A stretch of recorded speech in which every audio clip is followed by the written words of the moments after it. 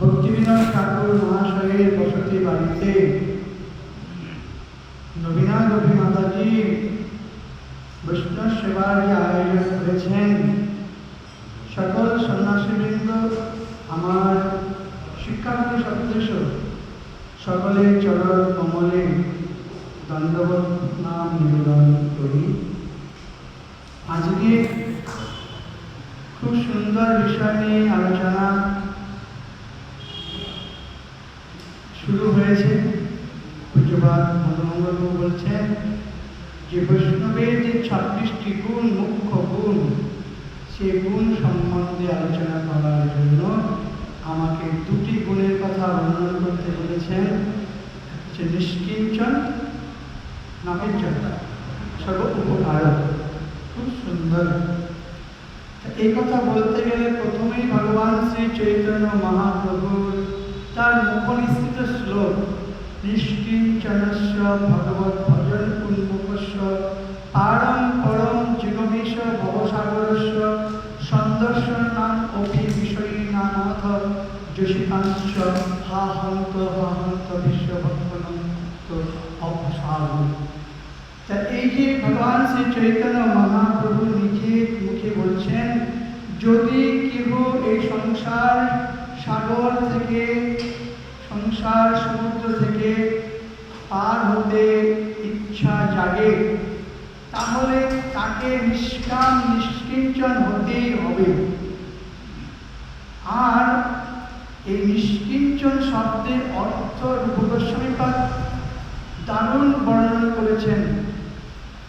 নিষ্কিঞ্চন শব্দের অর্থ হচ্ছে সম্পূর্ণটাই ভগবান কৃষ্ণের উপর নির্ভর, অর্থাৎ আমার বলিতে আর কিছু থাকবে না। আমার আহার, আমার বাসস্থান, আমার ভরণ পোষণ সম্পূর্ণটাই ভগবানের উপর নির্ভর। তার উদাহরণস্বরূপ গৌরকিশোর দাস বাবাজি মহারাজ, তিনি নিষ্কিঞ্চন বৈষ্ণব। তার ভাগবতে বলছেন যে কৃষ্ণের যতটুকু গুণ কৃষ্ণের ভক্তের শরীরে সঞ্চারে, সেই সমস্ত গুণই হয় বৈষ্ণব লক্ষণ। সব কহিতে না পারি বই দিগদর্শন। অনন্ত গুণ থাকবে বৈষ্ণবের মধ্যে। তার মধ্যে একটা হচ্ছে নিষ্কিঞ্চন, অর্থাৎ তার কোনো আকাঙ্ক্ষা থাকবে না, আজকে কি খাচ্ছি, পরে কি খাবো, এই সমস্ত কিছুই নাই, সম্পূর্ণটা ভগবানের উপর নির্ভর।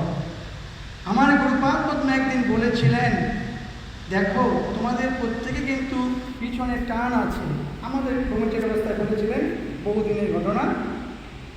কি টান আছে না, তোমাদের পিতা আছে, মাতা আছে, ভাই আছে, বোন আছে, তারপরে তোমার বোনের যে সম্বন্ধ তারা আছে।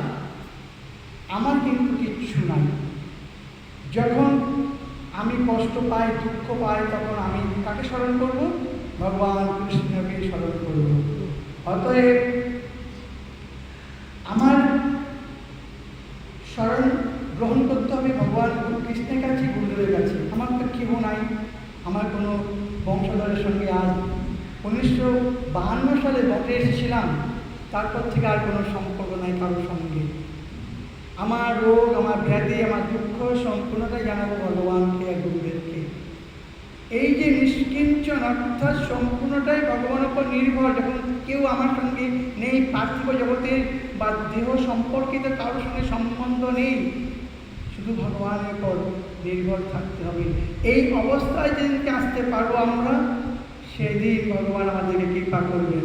তার না হলে আমাদের কৃপা করার জন্য তিনি আসবেন না। যেন আমাদের ব্যাংক ব্যালেন্স আছে, আমাদের স্ত্রী পুত্র আছে, আমাদের অর্থ আছে, আমার এই সমস্ত যে সামান্য বস্তুর জন্য নির্ভর, সম্পূর্ণটাই ভগবানের উপর সমাগত না হওয়া পর্যন্ত আমাদেরকে কৃপা করবে না। নিষ্কিঞ্চন শব্দের অর্থ হচ্ছে সম্পূর্ণভাবে ভগবানের উপর নির্ভর করে থাকা, কার উপর নির্ভর নন।